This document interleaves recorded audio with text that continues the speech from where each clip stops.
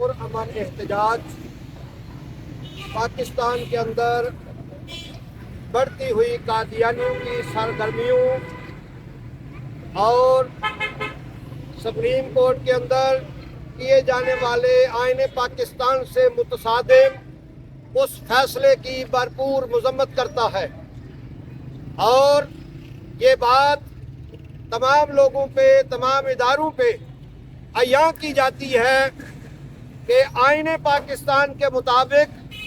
جو امتناع قادیانیت ایکٹ ہے، اس کے مطابق پاکستان کے اندر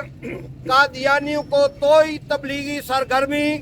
یا کوئی لٹریچر شائع کرنے کی اجازت نہیں ہے۔ جو بھی بندہ اس کی اجازت دے گا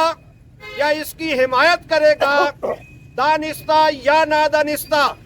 ڈائریکٹ یا انڈائریکٹ، ہم اس فعل کی بھرپور مذمت کرتے ہیں، اور انشاءاللہ العزیز خون کے آخری قطرے تک اس پاکستان کے اندر ختم نبوت کی پاسداری کریں گے انشاءاللہ العزیز۔ اس زمن میں ہمارے آباء و اجداد، ہمارے اسلاف نے پہلے بھی قربانیاں دی ہیں، اور انشاءاللہ ہم بھی اسے دریغ نہیں کریں گے، کیونکہ پاکستان کا آئین اس بات کا تقاضا کرتا ہے کہ قادیانی کوئی بھی ایسا شناخت استعمال نہیں کر سکتے جو مسلمانوں کی شناخت ہے۔ وہ اپنی عبادت گاہ کو مسجد نہیں کہہ سکتے، وہ اپنی عبادت گاہ کے اوپر مینار نہیں بنا سکتے۔ اس طرح کا کوئی بھی عمل اگر کرنے کی کوشش کی گئی تو انشاءاللہ العزیز وہ شاکان مصطفیٰ اس کی اینٹ سے اینٹ بجا دیں گے انشاءاللہ۔ میں یہ سمجھتا ہوں کہ ایسے موقع پر اتنی بڑی پوسٹ کے بندے نے جو یہ کرتوت کیا ہے، شاید یہ الیکشن کے اندر وہ جو دھاندلی کا ذمہ داری ان کے گلے میں ڈل رہی ہے، اس سے توجہ ہٹانے کے لیے یہ جان بوجھ کے امت مسلمہ کو اضطراب کا شکار کرنے کی کوشش کی گئی ہے۔ وہ جو بھی معاملہ ہو، جو بھی مسئلہ ہو، ختم نبوت اور ناموس رسالت کے اوپر کوئی کمپرومائز نہ کیا تھا، نہ کریں گے، نہ آئندہ انشاءاللہ کیا جائے گا۔ قید و بند کی صعوبتیں، یہ پرچے، یہ اس طرح کی پکڑ دھکڑ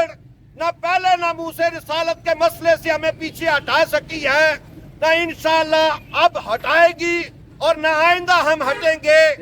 آپ تو بات کرتے ہیں کہ فلاں کو پکڑ لیا جائے، رب محمد کی قسم،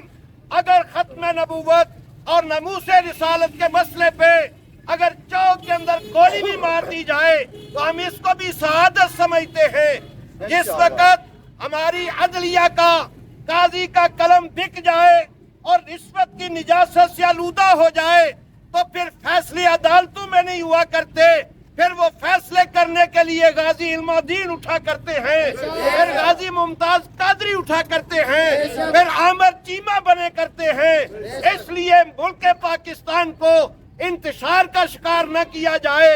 اور مسلمانوں کے جذبات کے ساتھ کھلواڑ نہ کیا جائے۔ مقاصد جو بھی ہوں، ہم ایسی ہر کوشش کی، ہر ایسے فیصلے کی بھرپور مذمت کرتے ہیں، اور ہر ایسے آئین پاکستان کے خلاف کیے جانے فیصلے کو جوتے کی نوک میں رکھتے ہیں۔ ختم نبوت زندہ باد، زندہ باد، ختم نبوت زندہ باد، زندہ باد،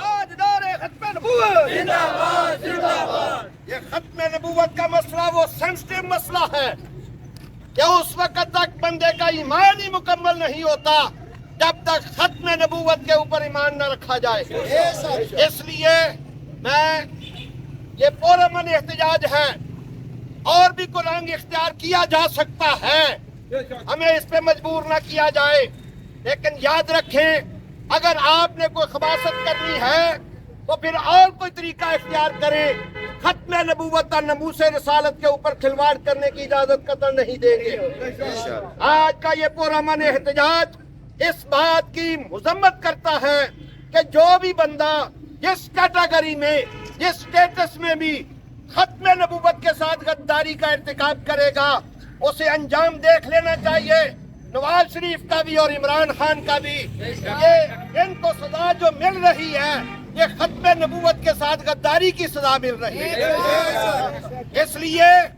اپنے گلے کے اندر لانتوں کا توق نہ ڈالا جائے اور اس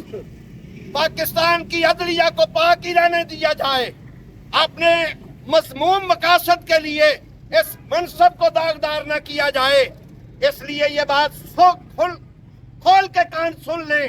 اور ہوشے گوش کے ساتھ سن لیں کہ انشاءاللہ العزیز ناموس رسالت کے اوپر اپنی جانیں قربان کرنے سے ہم دریغ نہیں کریں گے۔ قید و بند کی صعوبتیں نہ پہلے ڈرا سکی ہیں نہ اب مشن سے ہٹا سکیں گی۔ یہ گرفتاریاں، یہ جیل میں بند کرنا یہ تو معمولی باتیں ہیں۔ ہمارا ایمان یہ ہے کہ جو بندہ ناموس رسالت کے اوپر ختم نبوت کے پہرا دیتے ہوئے جب جامع شہادت نوش کر جائے تو بارگاہ رسالت میں اسے فازیابی اور باریابی حاصل ہو جاتا ہے۔ غلامان محمد جان دینے سے نہیں ڈرتے، یہ سر کٹ جائے یا رہ جائے کچھ پرواہ نہیں کرتے۔ اس لیے میں تمام ان اداروں کو بھی یہ پورے ادب کے ساتھ عرض کروں گا کہ اس طرح کا کھلواڑ کرنے کی کوشش کو ناکام بنایا جائے اور موجودہ چیف جسٹس سپریم کورٹ نے آئین پاکستان کے خلاف فیصلہ دے کے آئین پاکستان کے ساتھ غداری کا ارتکاب کیا ہے اور آئین پاکستان کے ساتھ غداری کرنے والے کی جو سزا ہے وہ اس کے اوپر لاگو ہونی چاہیے اور اسے فی الفور اپنے اس منصب کو چھوڑ دینا چاہیے، ورنہ یہ نہ ہو کہ پھر بعد میں پچھتاوا بنتا رہے اور کہیں ایسا نہ ہو کہ یہ بات سمجھ لیں کہ ختم نبوت اور ناموس رسالت کے اوپر کسی بات پہ بھی کمپرومائز نہیں کیا جائے گا۔ جو مقدمہ زیر سماعت تھا اس کا پس منظر کیا ہے؟ وہ ایک خباستوں پہ مبنی تفسیر ہے جس کو غلام قادیانی کے بیٹے بشیر الدین نے لکھا تھا، جس کے اندر صحابہ کرام کی توہین اور توہین اس بات سے کہ بشیر الدین کے ساتھ انہوں نے رضی اللہ تعالیٰ عنہ لکھا ہوا ہے، جبکہ یہ لفظ صرف صحابہ کے ساتھ لکھا جاتا ہے۔ یہ آئین پاکستان سے انحراف اور غداری کا ارتکاب ہے۔ اس لیے حضرات گرامی، اس پاکستان کے امن کو تباہ نہ کیا جائے اور اپنے مذموم مقاصد کو پایہ تکمیل تک پہنچانے کے لیے کوئی اور راستہ اختیار کیا جائے۔ ناموس رسالت کے ساتھ کھلواڑ کرنے کی اجازت کبھی نہیں دیں گے، یہ بات یاد رکھیے۔ اور میں پھر یہ بات کہنا چاہتا ہوں کہ میں یہ سمجھتا ہوں کہ چونکہ وہ جو کمشنر راولپنڈی نے پریس کانفرنس کی، معاملات جو بھی تھے،